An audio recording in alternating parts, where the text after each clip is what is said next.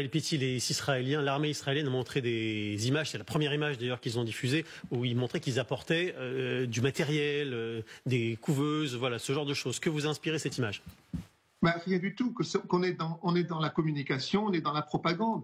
Il n'y a absolument pas de matériel véritablement, il manque de médicaments, il y a aussi un problème d'électricité à l'intérieur de l'hôpital. Tout ça, c'est de la communication.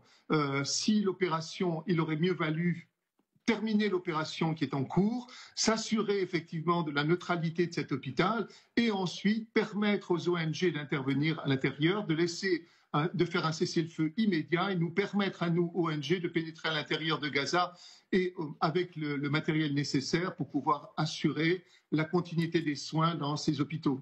Raphaël Pitti, vous savez que du côté de Tsahal, l'on dit que l'hôpital ne peut plus être forcément un sanctuaire à partir du moment où le Hamas s'y cache et l'utilise comme bouclier pour ses opérations. Vous répondez quoi à cela?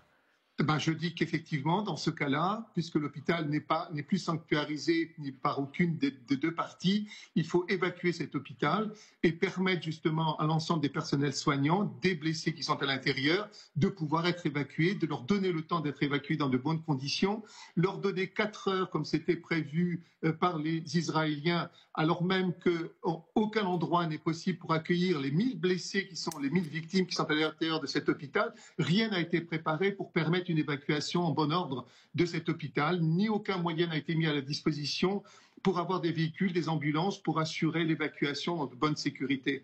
Et donc,